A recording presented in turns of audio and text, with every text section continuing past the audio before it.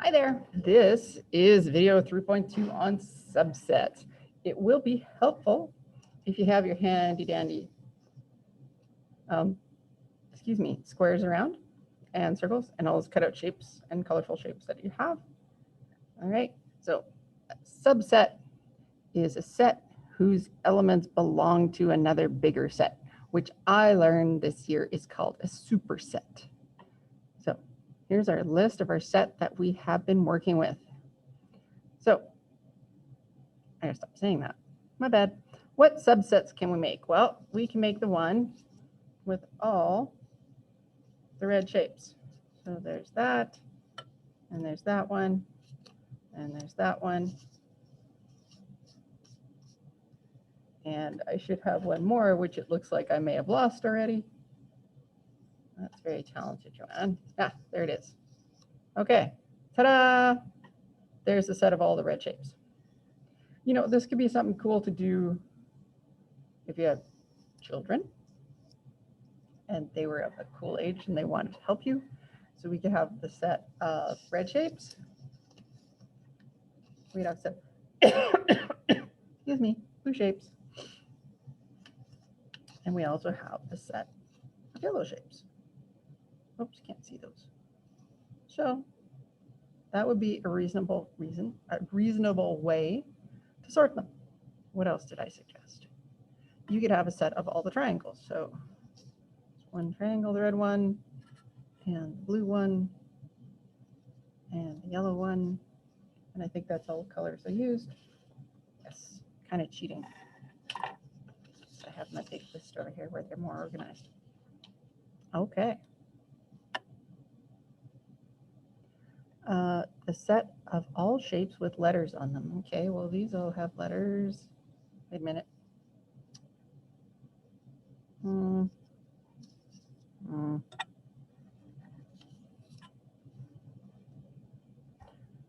Okay, well, that's not very exciting because every single one of our shapes has a letter on it. There was a point to that. Is the same as S. Can include all the, now, what was the word from the last video that talked about the bits and pieces that go into a set? And the word is elements. You knew that. Okay. Set N is a set of shapes that only have numbers on them. Well, if I go through them, there are none that only have numbers. They all have a letter and a number. So sometimes you have a subset that has no elements in it.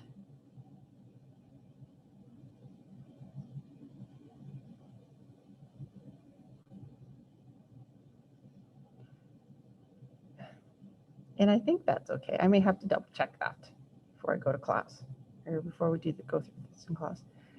And if you were to do that, you could actually give your answer.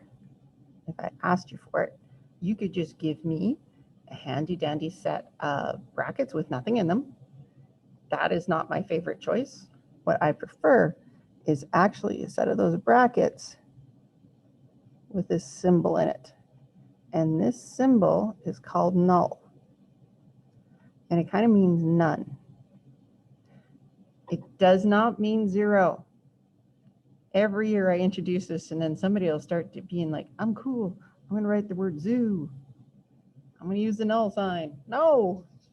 Or I'm going to write 100 and I'm going to use the null sign. No. It's not a letter O. It's not a zero. It's a null and it means none. So what this tells me, this says empty set. If you wrote this, which normally means nothing, this means it's a set that contains the number 0. So we don't want to write that. And we don't want to spend money on these pens again. So just cross it out. All right. Next one, set of the shapes that only have straight sides. So straight side, straight side, straight side, straight side, straight side, straight side. All right, now the question becomes, what about this one? And that's what I was talking about when I started, is you really have to watch what the questions say. Now, it said only straight sides. So this one, I don't include.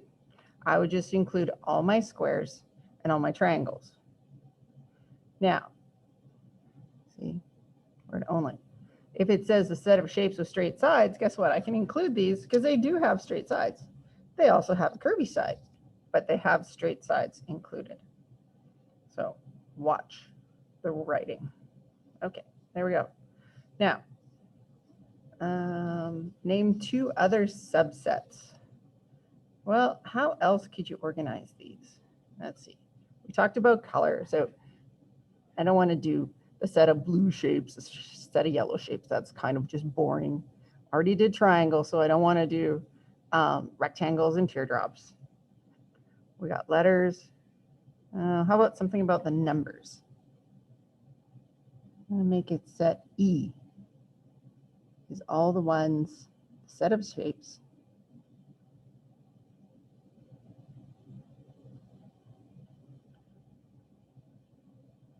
with even numbers.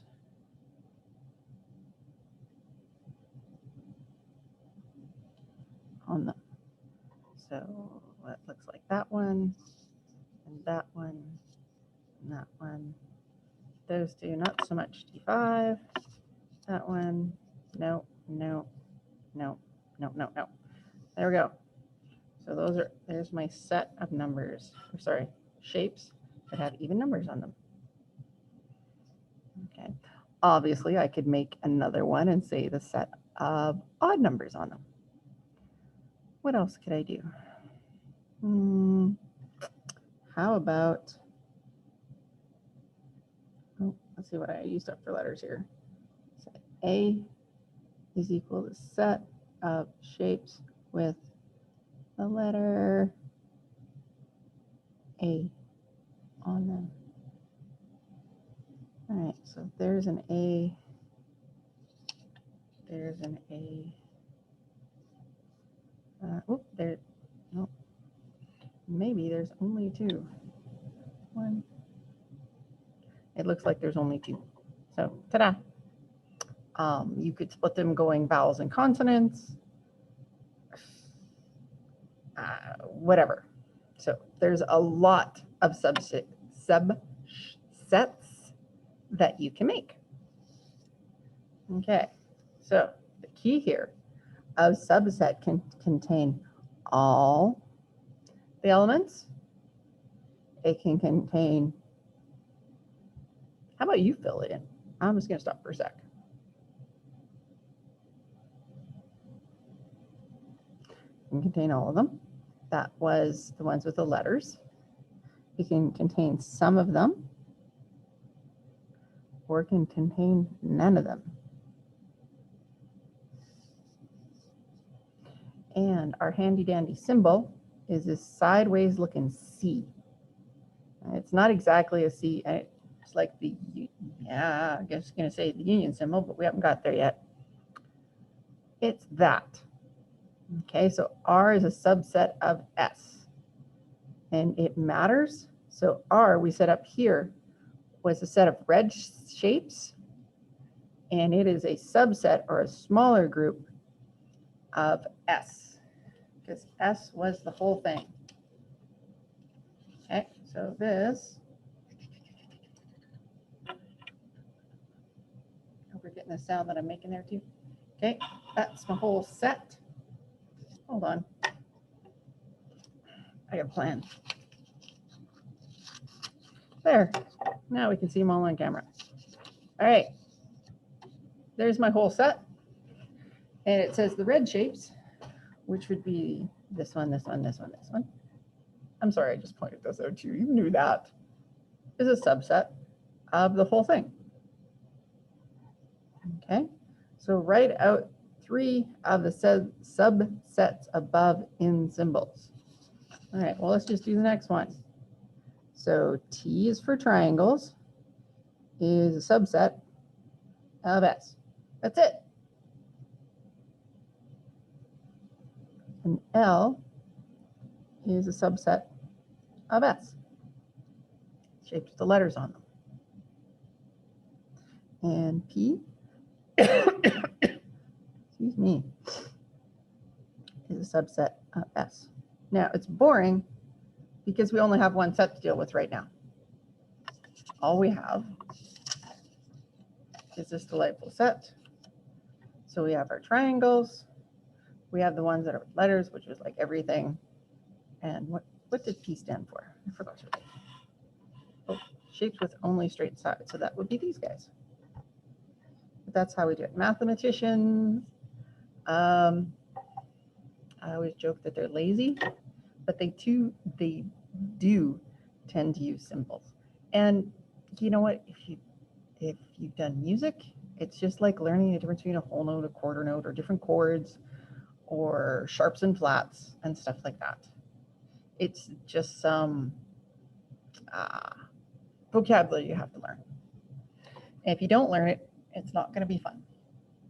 So I would suggest you work on this and get a handle on every little bit as we go through it. And if you have questions at the end of this video, then I guess you could rewatch the video, or it might be easier to come talk to me. And let's get this figured out so that you don't get behind. Okay, end of video number 2. Thanks for coming.